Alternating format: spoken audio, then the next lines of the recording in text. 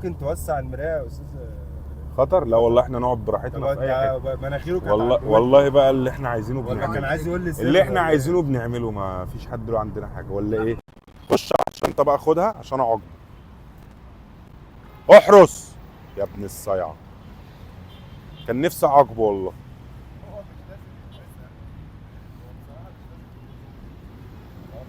هو فاهم الغرض منها. ايوه حلو ده.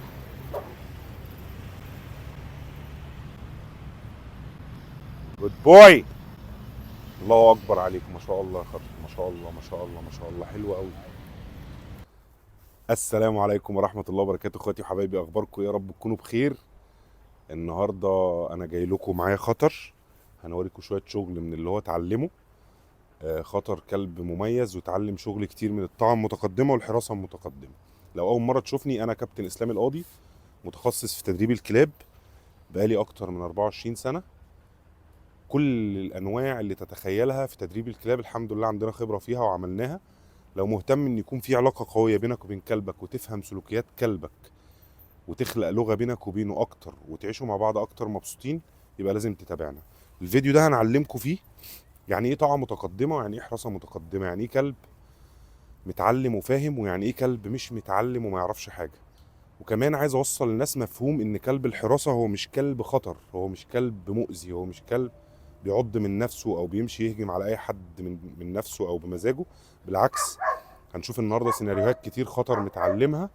والطاعه المتقدمه والحراسه المتقدمه بتفرق من شخص للتاني حسب احتياجاته. انا محتاج كلب يامن العربيه، انت محتاج كلبك يامن شنطتك، محتاج كلبك يامن طفلك. كل واحد فينا حسب احتياجاته. بناء على ده بننصحك ان انت تستعين بمدرب في اختيار كلبك من هو جرو لسه صغير، يعمل له اختبارات ويعرف بيها الكلب ده يصلح للحاجات اللي انت عايزها ولا لا. شوفوا الفيديو، كملوا معانا للاخر، ولو الفيديو عجبكم ما تنسوش تعملوا شير ولايك علشان غيركم يستفيد. خطر جنبي، اقعد. احنا دلوقتي جوه المكان، اثبت. جوه المكان بتاعنا مقفول. جود بوي. ليه الكلب بيعمل اوامر زي كده لوحده؟ من الاوامر المميزه، علشان دايما بيسعى انه يوصل للمكافاه. هشرح لكم موضوع المكافاه وازاي نعززها، وازاي نخلي الكلب مهتم انه يرضيك علشان يوصل للمكافاه دي، اللي هي من ضمنها طبعا رضائك، في فيديو تاني. علشان ما اطولش عليكم الفيديو ده، احنا دلوقتي جوه مكاننا مقفول، نقدر نشتغل مع كلبنا عادي من غير اي كولر، ونديله اوامر كتير ويسمع الكلام وكل حاجه. هوريكم ده وبعدين هقول لكم بنستخدم الاي كولر في الاوت اوف ليش بره المكان ليه وازاي. يلا جنبي. جود بوي، شاطر. ياي جود بوي. لف. شاطر. جود بوي. ستوب. حي. اثبت. انزل. لف حواليا يلا اسرع. ها. جود بوي. تاني كمان واحده يلا كمان. ها. ستوب. داون. اسحف. اسحف. ورا. ورا. ستوب. حي فوق. اثبت. تعالى ورا تاني. لا هنا. جود. يلا ورا. لا هنا. ركز. اقعد. تحت. اقف. اقف. تعالى ورا. ورا. ورا. ستوب. جود بوي. جود بوي. تعالى خد بنيه. كمان واحد. جود. يلا ليكس. جود بوي. شاطر. يلا امن. هوب. جود. جود بوي. شاطر. جنبي. ستوب. دي شويه اوامر سريعه من غير ما يكون معايا مكافاه، ولا طبعا في جيبي مكافاه ولا هي حاجه، ولا هو لابس اي كولر علشان يكون بينفذ الاوامر وهو مجبر او خايف او حاجه. شايفين ديله ما شاء الله. فدلوقتي هنركب الاي كولر عشان هنخرج بره الاكاديميه. لو حصل منه غلط يبقى انا قادر اسيطر عليه من بعيد. الفايده الاساسيه في الاي كولر مش التعليم، هي تصحيح الخطا من ناحيه الكلب بدون ما اكون ماسك ليش. بس هنشوف دلوقتي لما نلبس الاي كولر ايه اللي هيحصل وهنخرج ازاي. ستوب. تحت. داون. داون. ستي.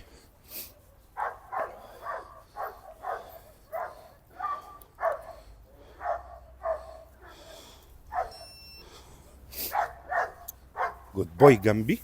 شاطر. جود بوي.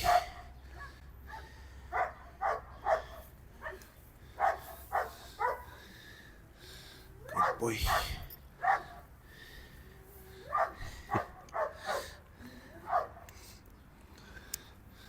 جود بوي. جود. جنبي. ستوب. اثبت. لا اثبت. ستي. اقعد. ستي.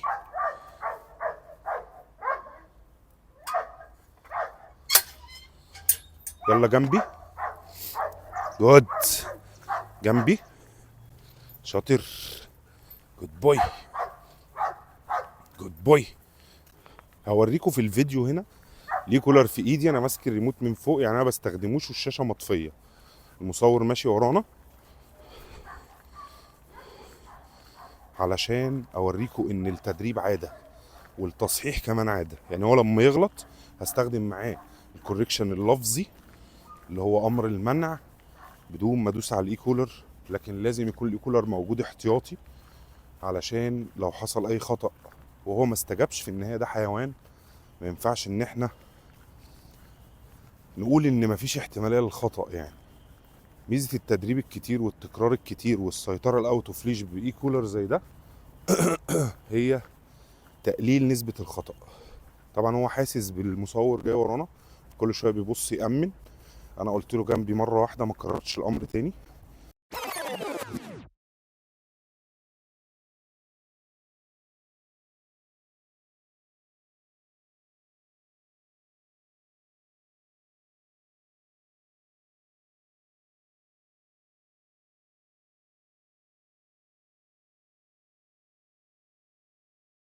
ستوب. داون. ستي. لا داون. ستي. كل ده انا ما استخدمتش الاي كولر. معلش الفيديو كان بعيد لان اللي بيصور ماشي ورانا بالراحه كده وبحذر، يعني علشان ما يحصلش اي خطأ. يعني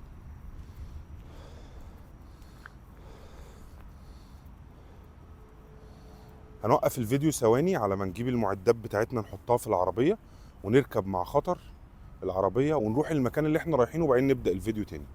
خليكم معايا، انا مش عايز اطول الفيديو عليكم عشان ما تملوش، بس صدقوني فيديو النهارده مميز جدا. يلا سلام عليكم. يلا فوق.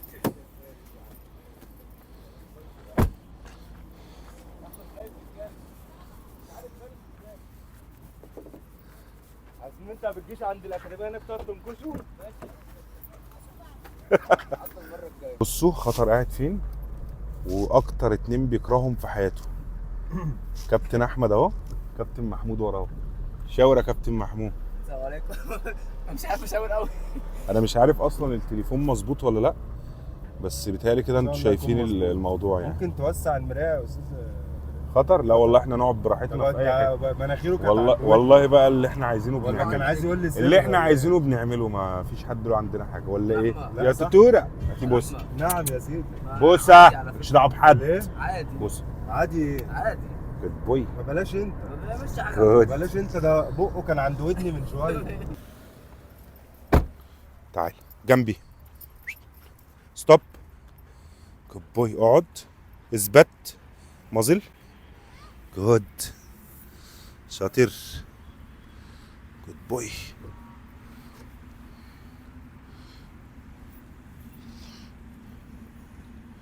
جود بوي.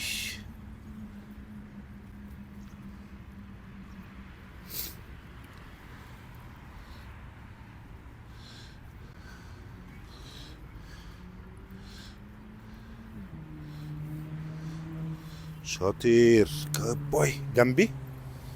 كل ده انا لسه ما استعملتش. ستوب. ما استعملتش الاي كولر.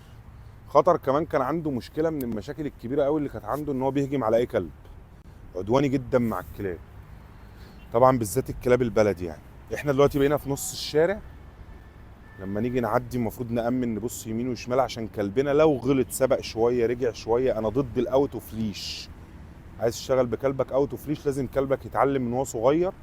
ضد الناس اللي بتبدا تعلم الكلب اوت اوف ليش الاول وهو صغير. لازم الكلب ياخد الطاعه الاساسيه، يفهم يعني ايه اقعد، يعني ايه نام، يعني ايه اثبت، يعني ايه امشي جنبي، ومعاه الليش مربوط بالليش ولكنه كانه مش موجود. مع الوقت اللي ياخد الليفل التاني بتاع الطاعه المتقدمه ان هو يمشي اوت اوف ليش. اي حد معاه كلب بيمشي اوت اوف ليش لازم يكون معاه اي كولر. انا نسيت اقول لكم اثبات، نسيت اوري لكم ان الاي كولر ده فيه 3 اوبشن. البازر ده وله استخداماته انا هبقى اشرح لكم بالتفصيل الموضوع. الصوت ده ساعات بنستخدمه كحافز زي الكليكر في بعض التدريبات، والفايبريشن هنا.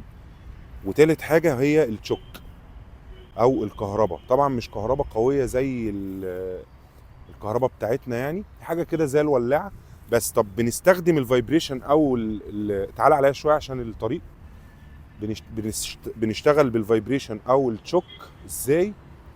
حسب، يعني انا مثلا عايز اوريكم حاجه كده. انا دوست كده عشان اوريكم هو الاي كولر مظبوط على كام. مظبوط على 7. كمان ممكن اقلله شويه لانه خطر، يعني ما بنستخدملوش اصلا التشوك عشان لو استخدمناه. يعني في كلاب كتير بتستجيب من الفايبريشن لانه هو اوريدي عارف معنى الكوركشن. ودي الفكره، انا مش محتاج لتشوك استخدمها، وحتى لو استخدمها تبقى رقم 5 ده تافه جدا. انا مش هغير حاجه، كل حاجه تبقى قدامكم. بس في حالات ايه بستخدم لتشوك؟ الكلب خد مثلا مود البروتكشن، فهو يعني مهايبر جدا وشغال ومركز في الحراسه قوي ومش سامعني وانا بقول له امر انه يسيب او يرجع. في الحاله دي هنا يبقى ممكن استخدم لتشوك. لكن هو كطبيعته كلب بيستجيب اصلا بالكوريكشن اللفظي قبل ما استخدم اي حاجه. تمام. خليكم معانا بقى وتابعوا التفاصيل. احنا مش مجهزين حاجه معينه، احنا هنمشي زي ما يكون اللي يحصل يحصل. يعني خليكم معانا في اليوم وخلاص. يلا جنبي. جود بوي. لا جنبي مش ليجز. ايه ده؟ تعال شاطر. جنبي. جود بوي. هاتوا العده معاكم بقى. جود بوي. جنبي. جد.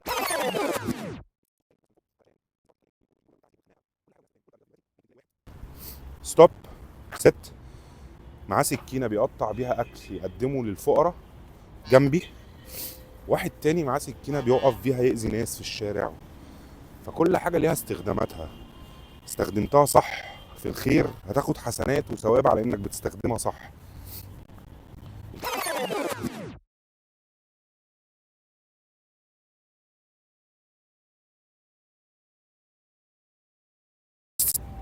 ستوب. اقعد. خطر. اقعد. ما اديتش برضه كوريكشن ليه؟ اديته حقه ان هو مش مركز معايا بنسبه 100%، منتبه مع الكلب اللي بينبح، فبالتالي ماليش حق ان انا اعاقبه. خلاص استجاب، ندهت له لفت انتباهه ان انا بكلمه فبص لي وركز معايا فاديته الامر فاستجاب. خلاص يبقى مفيش داعي للكوريكشن.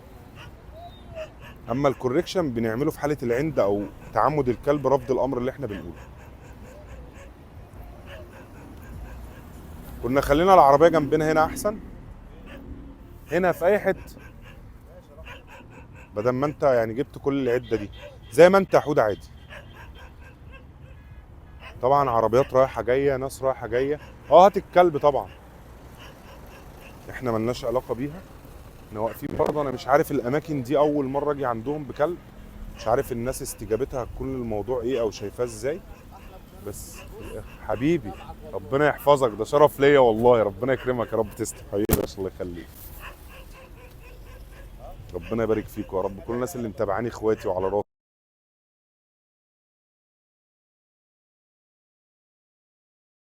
انا بقى ببسط حبيبي يا باشا. ايه الاخبار؟ الله يحفظك. تسلم. عامل ايه؟ كله تمام. الله يبارك. تعالى جنبي. يلا جنبي. الله يرضيك يا رب. ايه الاخبار؟ ستوب. جود بوي. عامل ايه يا باشا؟ ايه الاخبار؟ جنبي. انت هنا امن ولا ايه؟ ماشي اجي لك تاني. الله يحفظك. تسلم. الله يكرمك. يلا جنبي. نكمل شويه ناحيه الكافيهات والحاجات دي. كل ده برضو الاي كولر زي ما هو. بصوا لما ادوس على الفايبريشن، خلي بالكم الفايبريشن في النص اهو. بص الكلام جه جنبي لوحده اهو. فايبريشن بس اهو. اللي تعمله تعمل اللي هي عايزاه، ده رايح ده جاي ملناش دعوه بيه. جنبي. جود بوي.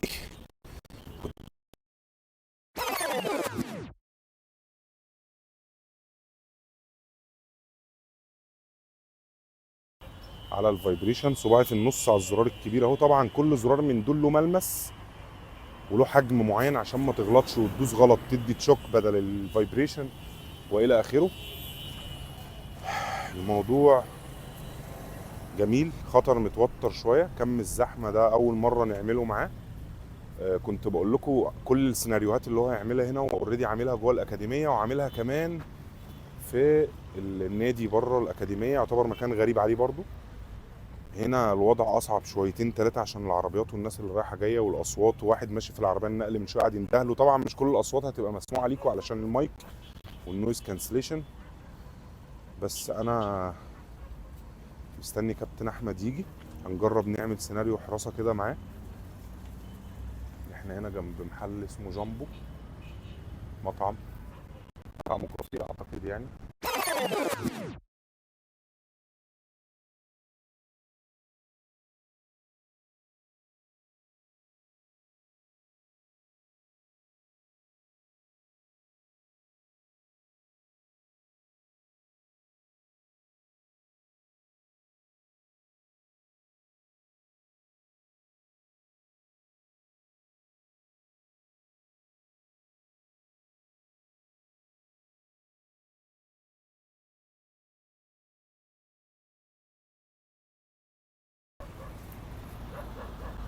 يلا شفنا لوكيشن كويس، كابتن احمد جهز. يلا خطر خطر جنبي، ده اللي هنسيب فيه الكلب ثابت ويحرس الشنطه، وانا هبعد عنه ونشوف عشاناته ايه اثناء الايه بعدي عنه يعني. جنبي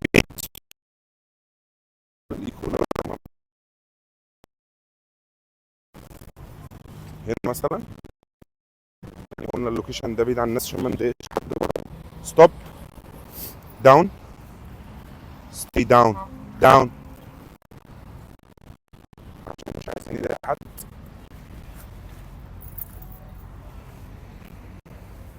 تعالى الناحيه دي يا حوده كده عشان تجيبني انا لما اروح عند المحل. انا مش عايز الكلب يبقى شايفني خالص. بس اقف بس. خطر، احرس، تعال احرس، جدع، احرس، اقف عليها، شاطر، داون، احرس.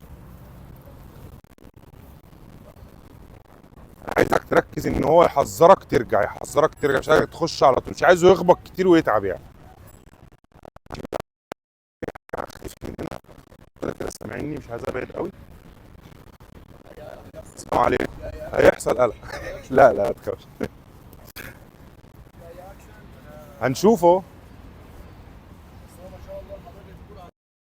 اه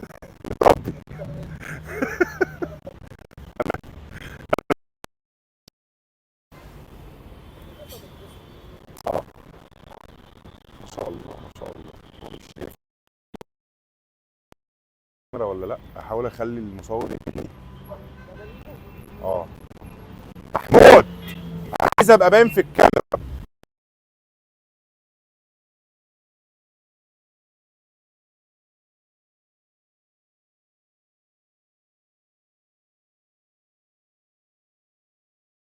قدام شويه انا كنتش عايز خطر يشوفني، بس هو كابتن احمد ما شاء الله عليه يعني مش هيخليه لي في وشه هنا. حاول تاخدها يا كوتش. اوه سمعني، سمعني. واو، واو، واو، ما شاء الله ما شاء الله ما شاء الله. كان لازم يبقى معانا توكي توكي او حاجه.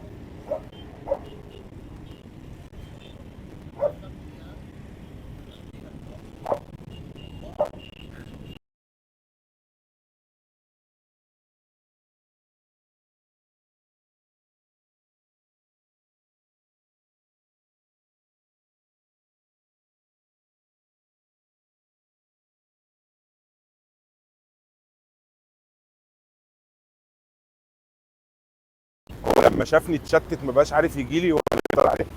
فوق تاتش، تعالى هنا، تاتش، يلا تاتش على حاجتك، اثبت.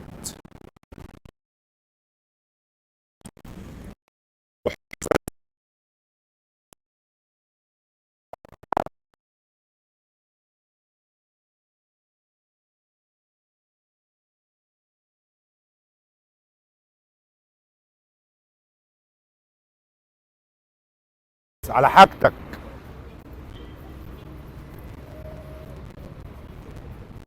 على حاجتك، مش شايف الشنطه ولا ايه؟ تاتش تاتش يا عم، تاتش.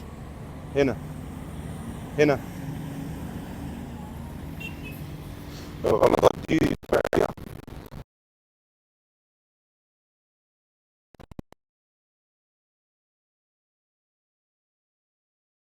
نتأكد على المكان ده طبيعي جدا اللي بيحصل ده. يعني الشنطه شويه يبقى بينه وبينها نص متر بتاع، ده حاجه طبيعيه يعني، مقبوله.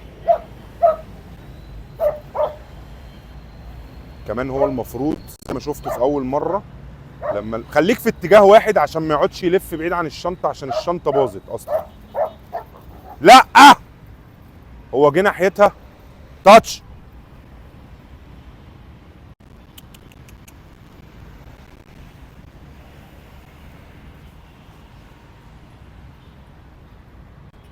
خش على الشنطه بقى، خدها عشان اعاقبه. احرس يا ابن الصيعه، كان نفسي اعاقبه والله.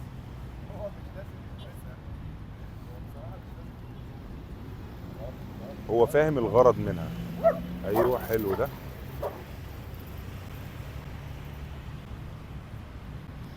جود بوي. الله اكبر عليك، ما شاء الله يا خطر، ما شاء الله ما شاء الله ما شاء الله، حلو قوي. حلو قوي ما شاء الله. حاول يسايسه. طيب ما تروح تجيب لنا كرة تضحك عليه بيها كده. جود بوي. اثبت. شاطر، جود بوي. عسل يا جود. ناخد احنا الشوية دول حنان، علشان هو اشتغل كويس ما شاء الله. كنت متوقع يغلط اكتر من كده. كمان كنت متوقع لما يشوفني لما يشوفني يجيلي، بس هو التزم بيها بصراحة ما شاء الله عليه. يلا داون داون. احرس بس. ما تيجي انت كده يا كابتن، قرب شوية. احرس. اوعى الكاميرا، قرب يحذرك ارجع. خلاص ارجع، ما هو حذرك الراجل. انت عايزه يحذرك ازاي؟ يقول لك ارجع ورا؟ ما هو نبح الراجل. لا بص في التليفون. خش شويه، حذر بس. هز الديل ده مش معناه لعبه، هز الديل ده سيطره. هتشوفوه دايما وهو بيهجم ديله بيتهز، عشان في ناس كتير قلت لكم قبل كده لغه جسد الكلب مرتبطه بودانه، شكل اسنانه. احرس. بصوا كابتن احمد جاب الكره، وارد ان هو يقوم ينتبه عليها، بس مش هيسيب شنطته برضه. احدفها له. ايوه. طب والله كويس ما شاء الله. شاطر. احرس. خش يا كوتش كده وخليه يحذرك. خليك من الجنب من هنا. ايوه كده بس. ارجع. الله. الله عليك يا ابني، الله عليك يا ابني. جود جود. خلاص يا كوتش، تسلم يا كوتش. شاطر يا تورا. هاخد انا بقى الشنطه اللي انت بوظتها دي، هخلي احمد يحاسب عليها. يلا جنبي. هنمشي خلاص، ملناش دعوه بحد. يلا جنبي ورا شويه. خد يا كوتش، مش عايزين الشنطه. جنبي اهو.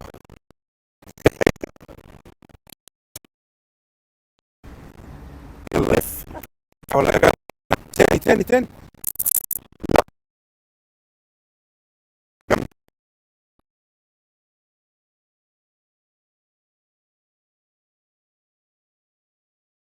السلام عليكم.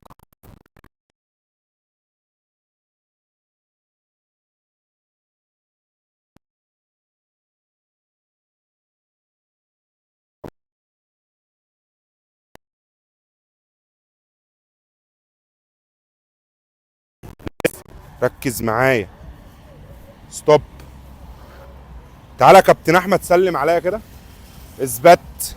اقعد. ست. ما دوستش. ادب. ده المهاجم اللي كان لسه بيهاجمه، ملوش دعوه بينا وملناش دعوه بيه، بس ممنوع يطبطب على الكلب. ازيك؟ عايز حاجه؟ قول لي. تعالى عادي. ايه؟ جنبي. ستوب. ست. stay down. ازيك يا باشا؟ ايه الاخبار؟ الله يحفظك. ازيك؟ عمره قد ايه؟ 6 شهور او ما يتمش في السكه. عايز تدربه ايه بقى؟ ادربه شراسه وادربه اوامر وكل. ماشي. طب خد رقمي من كابتن احمد ونظبطها مع بعض. طيب تمام ماشي. احنا مكاننا في نادي بروسيا هنا. هنا نادي بروسيا. خلاص ماشي. هو انا من بنها فهجيبهولك هنا. ماشي مفيش مشكله. طب التكلفه ما هو حسب بقى، هقول لك حسب اللي انت عايزه بالظبط، يعني هتكلم معاك على الواتساب ماشي، عشان انا بصور ومش هينفع في الفيديو ماشي. بس، فاهمني حبيبي يا باشا. حي فوق فوق. اقعد حلو فوق. اثبت. جود بوي. جود بوي. جنبي. شاطر. جود. جنبي. هنا لف. جود. شاطر. ستوب. يا رب يكون فيديو النهارده عجبكم. لحقنا نعمل لكم سيناريو من اهم السيناريوهات اللي بتطلب في الحراسه المتقدمه والطاعه المتقدمه. سيناريو مهم وفيديو مهم. اي حد محتاج يستفسر عن اي حاجه اكتب لنا في الكومنتات، وما تنسوش لايك وشير علشان غيركم يتفرج على الفيديو ويفهم ان مش كل الكلاب المتعلمه حراسه خطر على الناس. الكلب المتدرب صح عند اكاديميه فاهمه، مدربين بيتقوا الله في شغلهم وفاهمين بيعلموا كلابهم ازاي، بيطلعوا كلب معتدل بالشكل اللي انتوا شفتوه. انا قابلت كذا حد غريب، قابلت حتى المهاجم اللي كان بيهاجم الكلب دلوقتي جه هنا. احنا في موقف حلو قوي برضه اهو. خلينا اختم ونوريكم الموقف ده في الفيديو الجاي. الموقف بتاعنا ان في عندنا حد رجله وجعاه فماشي بعكاز، فبالنسبه للكلب دي عصايه، فالكلب لوحده ركز عليه بيشوف هو جاي علينا ولا مش جاي علينا او ايه اللي هيحصل منه. وده صح، ده صح. لو لاحظتوا خطر في فيديوهاته، خطر مش بيمشي يبص فوق، هو كلب اكتر مطلوب منه بروتكشن. بصوا هنا حصل سقفه ورا، الراجل بيسلم على كابتن احمد راح لافف وشه بص على كابتن احمد. الكلاب اللي بتعمل بي اتش او بيرفكت هيل انه يمشي وشه فوق، ده كلب سبورت اكتر، مش مطلوب منه حراسه حقيقيه، هو كلب بيعمل سيناريو كتمثيل. اما كلب البروتكشن الكلب الحقيقي لازم يكون ماشي وشه قدامه شايف حواليه عشان يعرف يامن صاحبه ويامن نفسه. ده كانت حاجه بسيطه كده، موقف حصل بايلك واحنا واقفين فحبيت اشرحه لكم. خليكم معانا بقى، شوفوا الحلقه الجايه لفيديوهات خطر وهيعمل ايه.